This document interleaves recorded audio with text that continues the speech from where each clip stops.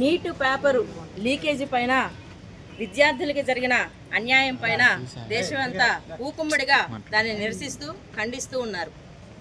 ఎంతో కష్టపడి విద్యార్థులు పగలనక రేయనక ఎన్నో హోపులు పెట్టుకుని ఎంతో ఆశ పెట్టుకుని ఎగ్జామ్కి అటెండ్ అయితే కొంతమంది స్వార్థపరులకి ఇవాళ ఇలాంటి విద్యా వ్యవస్థ పాడయ్యే పరిస్థితికి వచ్చేసింది. ఎందుకంటే నేటి విద్యార్థులే రేపు దేశానికి బలం, వెన్నెముక వారే.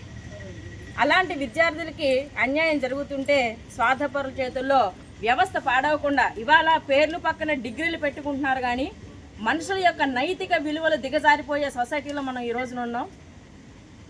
ఇలాంటి నైతిక విలువల్ని పెంపొందించుకునే విద్యా వ్యవస్థలోనే మన ఇలాంటి అకృత్యాలు, అక్రమాలు, ఇలాంటి సంఘటనలు జరుగుతుంటే నిజంగా మానసికంగా విద్యార్థులు ఎంతో బాధపడతారు, ఎంతో దానికి బలైపోతున్నారు కూడా.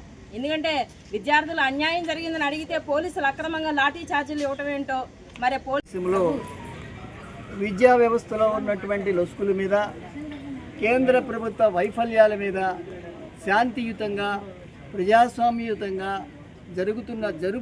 జరుగుతూ ఉన్నటువంటి లేదంటే జరిగినటువంటి ఈ జంతర్ మంతర్లో ఈ స్టూడెంట్స్ ఆ అజిటేషన్ పైన ఢిల్లీ పోలీస్ చాలా నిర్దాక్షిణ్యంగా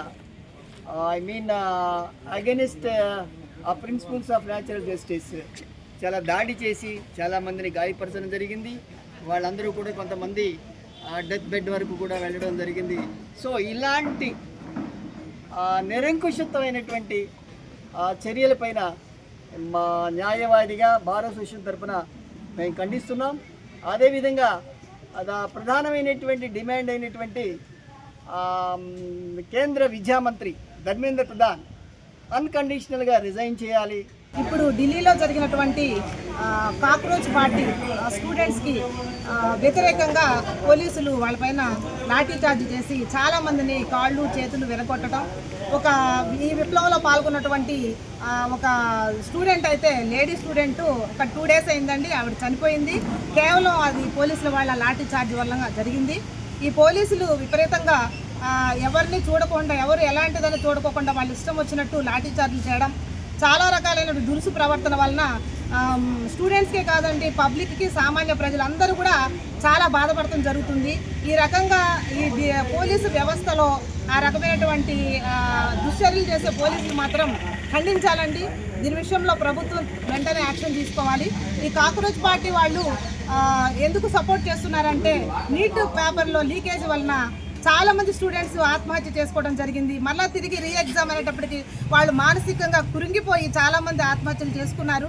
సో వాళ్ళ ఫ్యామిలీస్ ఈరోజు చాలా వేదన పడుతున్నాయండి. వాళ్ళతో పాటు ఆ బాధలో పాలు పంచుకోవాల్సింది మనందరము పాలు పంచుకోవాలి. ఈరోజు మనకైతే ఇక్కడ కొంచెం క్షేమంగానే ఉన్నాం, కానీ ఢిల్లీలో 50% మెంబరు ఈ యొక్క ఇండియా నుండి వెళ్ళినటువంటి పాపులేషన్ స్టూడెంట్స్తో నిండిపోయిందండి. వాళ్ళందరూ కూడా చాలా కష్టపడి చదివినటువంటి స్టూడెంట్స్.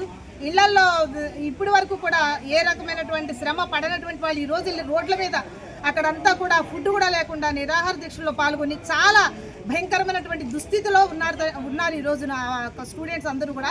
దీనిపైన ప్రభుత్వం వెంటనే మోడీ గారు ఒక స్టెప్ దిగి స్టూడెంట్స్ని యొక్క బాధలు వినాలని చెప్పేసి, ముఖ్యంగా ధర్మేంద్ర ప్రధాన్ అన్నట్టు ఎడ్యుకేషన్ మినిస్టర్ రిజైన్ చేయాలని చెప్పేసి వీళ్ళు 1 నెల రోజుల నుంచి నిద్రాహారాలు, ఆహారం అన్నీ మానేసి వాళ్ళు భయంకరమైనటువంటి బాధల్లో నిరసన తెలియజేస్తున్నారంటే వాళ్ళు చేస్తున్న నిరసన కేవలం శాంతియుతమైన నిరసన జరుగుతుంది.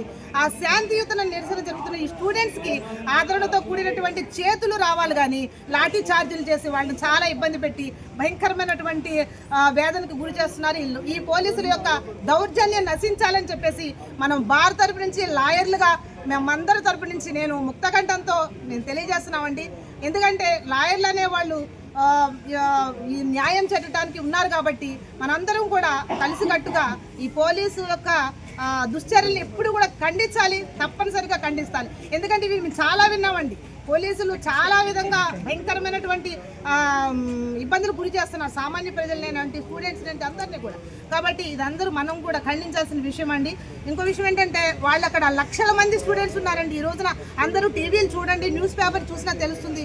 లక్షల మంది అక్కడ ఢిల్లీలో జంతర్ మంతర్ దగ్గర 1 month నుంచి చేస్తున్నారు, నిరాహార దీక్ష చేస్తున్నారు. ఇందులో సోనం వాంగ్చుక్ అనే ఆయన నిరాహార దీక్షలో చనిపోయే స్టేజ్కి కూడా వచ్చారు. సో కాబట్టి వాళ్ళందరికీ కూడా మనం సపోర్ట్ చెప్పాలండి. అన్నిటికీ ముఖ్యంగా జంజీ ఉద్యమం నడుస్తుంది ఈ రోజున. జంజీ నవీన తరం అండి, కొత్త తరం. పాత వాళ్ళందరూ కూడా స్తబ్దుగా ఉన్నప్పుడు ఈ రోజు అందరూ బయటకు వచ్చి స్టూడెంట్స్ అందరూ యూత్ అంతా ముందుకు వచ్చి జంజీ ఉద్యమం జరుగుతుంది. దీని అంతటికి ముందుండి అభిజిత్ దీప్కే అతను లీడర్గా ఉండి నడిపిస్తున్నారు.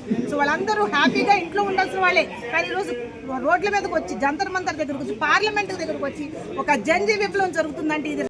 కాబట్టి వాళ్ళందరితో పాటు మనం పెద్దవాళ్ళు చిన్నవాళ్ళు అందరూ కూడా రేపు రాబోయే భవిష్యత్తును మనం రక్షించాలి అంటే ఈ విప్లవానికి మనం అందరూ కూడా చేయూతనిచ్చి మన సంఘీభావం తెలపాలని చెప్పేసి మా వంతు కృషిగా మేము తెలియజేసుకుంటూ ముగిస్తున్నాము.